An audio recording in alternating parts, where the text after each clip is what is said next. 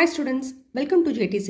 இன்னைக்கு நம்ம 12th standard max 4th chapterல example 4.1 தான் பார்க்க போறோம். 4.1 என்ன question கொடுத்திருக்காங்க பாருங்க. Find the principal value of sin inverse of -1/2 in radians and degrees. Principal value நம்மள கண்டுபிடிக்க சொல்றாங்க. First principal valueனா என்னன்னு தெரிஞ்சுக்கணும். இங்க என்ன கொடுத்திருக்காங்க? sin value கொடுத்திருக்காங்களா? sinல கொடுத்திருக்காங்க. ஸோ சைன் கொடுத்து பிரின்சிபல் வேல்யூ கண்டுபிடிக்க சொல்கிறாங்கன்னா நமக்கு டீட்டா எப்படி இருக்கும்னு பார்த்தீங்கன்னா -π/2லேருந்து +π/2 வரைக்கும் நமக்கு ரேஞ்ச் வந்துட்டு இருக்கும். ஓகேவா? -π/2 to +π/2 க்ளோஸ்டு ப்ராக்கெட்டில் தான் நம்ம போடுறோம். ஏன்னா இந்த ரேஞ்சுக்குள்ளே தான் இருக்கும் அப்படின்னு நம்ம சொல்கிறதுனால இதை க்ளோஸ்டு ப்ராக்கெட்டில் போடணும், ஓப்பன் ப்ராக்கெட்டில் போடக்கூடாது. -π/2னா என்ன? நமக்கு π/2னா நமக்கு என்னன்னு தெரியும், 90 டிகிரி டிகிரியில் சொல்லும் போது, ரைட்டா? அப்போ -π/2 என்னவா இருக்கும்? -90 டிகிரி. இப்போ சைன் வேல்யூ கொடுத்து நமக்கு வந்துட்டு பிரின்சிபல் வேல்யூ கண்டுபிடிக்க சொல்கிறாங்கன்னா நமக்கு ரேஞ்ச் என்ன? -90லேருந்து +90 தான் நமக்கு ரேஞ்ச். ஓகேவா? ஸோ எப்போ வந்துட்டு நம்ம ஆங்கிள் யூஸ் பண்ணணும், வேல்யூஸ் யூஸ் பண்ணணும் அப்படிங்கிறத நம்ம தெரிஞ்சுக்கணும்.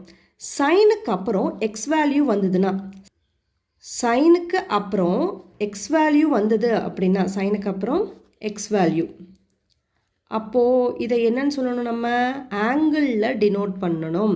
அதாவது -π/2லேருந்து +π/2 வரைக்கும் வந்துட்டு ஆங்கிளில் நம்ம டினோட் பண்ணணும். அதுவே சைன் இன்வர்ஸுக்கு அப்புறம், சைன் இன்வர்ஸுக்கு அப்புறம் வந்துட்டு நமக்கு எக்ஸ் வேல்யூ வருதுன்னு வச்சுப்போம். நம்ம கொஷினில் கொடுத்துருக்காங்க இல்லையா, சைன் இன்வர்ஸுக்கு அப்புறம் ஒரு எக்ஸ் வேல்யூ, ஏதோ ஒரு வேல்யூ. ஸோ இந்த மெத்தடில் வந்ததுன்னா அப்போது நம்ம வந்துட்டு நம்ம வேல்யூவில் டினோட் பண்ணணும். Value means -1 to +1. ஸோ இந்த மாதிரி வேல்யூவில் டினோட் பண்ணணும். ஸோ இந்த மாதிரி வந்துட்டு இதை பேசிக்கு, இதை நீங்கள் தெரிஞ்சுக்கணும். இதுக்கப்புறம் வரக்கூடிய சம்ஸ்க்கு யூஸ்ஃபுல்லாக இருக்கும். ஓகேவா? இப்போ பாருங்கள், இங்கே என்ன கொடுத்துருக்காங்க? Sign inverse of -1/2. ஸோ அதை எழுதுவோம். Sine inverse of -1/2.